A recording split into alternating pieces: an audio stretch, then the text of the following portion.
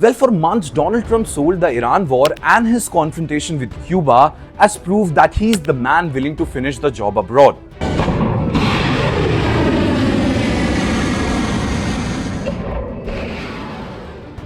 But now it seems things have changed dramatically. As fuel prices climb, household budgets crack, and fresh polls show his support shrinking ahead of the midterm polls in the United States, the bravado is giving way to visible hesitation. And in the span of just a few days, he has postponed a major strike on Iran, blaming Gulf allies for asking him to hold off, and then insisted there will be no escalation with Cuba after the indictment of former leader Raul Castro. Well, Gulf officials say they knew nothing of any such imminent US strikes on Iran, and Cuban officials are watching a president who suddenly sounds eager to pump the brakes. So today in this edition of From the News Desk, we will tell you why Donald Trump is suddenly sounding less like a wartime strongman and more like a president who suddenly sees the political cliff edge ahead of the midterm polls.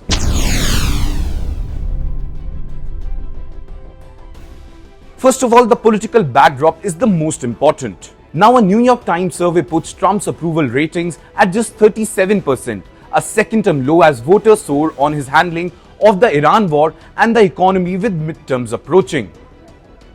Another major poll cited by NBC finds 63% of adults now disapprove of his overall performance, again leaving only 37% in his support. On Iran specifically, a survey from US shows 54% of Americans disapprove how Trump is handling the crisis, with only 36% approving and a solid majority opposing US military actions. Now, analysis of these multiple polls and economic data shows his economic approval also sliding into 20s as war-driven fuel prices push towards $4 a gallon, a level worse than Joe Biden ever faced. Well, these are not just bad numbers, they are the kind that doom a president's party in a midterm year. Well, two-thirds of voters in multiple polls say the war with Iran was a mistake, and nearly three-quarters of independents, the voters who decide close races, agree it was not worth the cost. Well, for a president who built his second term on promises of strength and prosperity, the war now looks like a political time bomb ticking loudly in the background of the midterm poll. Well, that is the climate in which Trump suddenly discovers the virtues of restraint.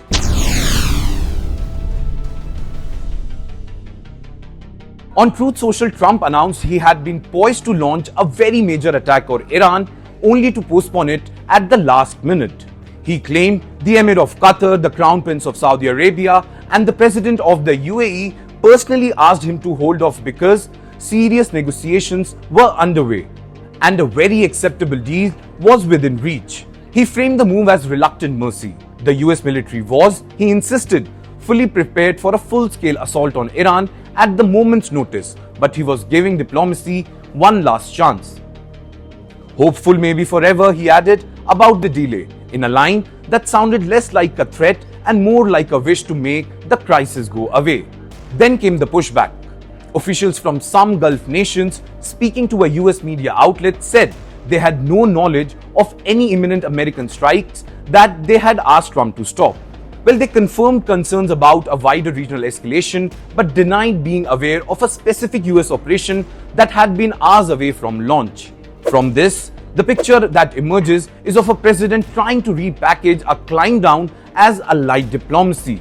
At home, where majorities already see the Iran war as a mistake and disapprove his management of it, the last thing Trump can afford is another bloody escalation just months before voters go to the polls. Well, abroad, he now leans on Gulf leaders as cover for a retreat they say they never requested in that way.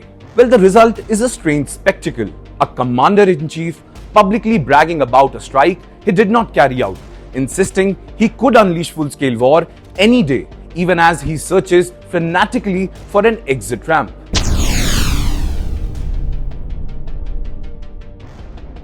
Now, Cuba is the second front where Trump's tone has shifted from thunder to whisper.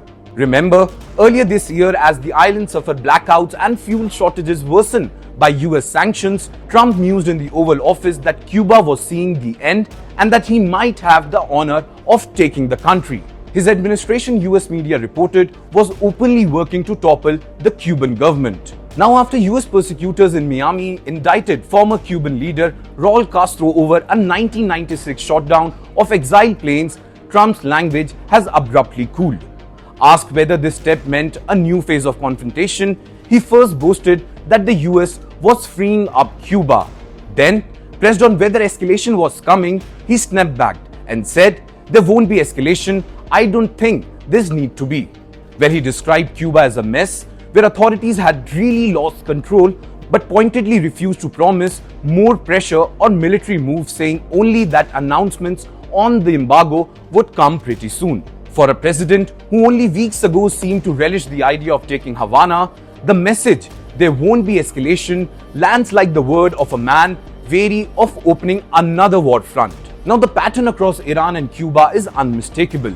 A leader who once thrived on television confrontation now sounds like someone who has finally looked up at the calendar and the polls. With midterms looming, an Iran war that most voters oppose, economic pain biting, and his approval at historic lows, Donald Trump appears less eager than ever to test how much more war the American public is willing to tolerate. Well, that's a wrap on today's edition of From the News Desk. Thank you so much for watching, and I'm Yash Goyal signing off for Times Now Digital. Until next time, take care and keep watching this space for more such videos.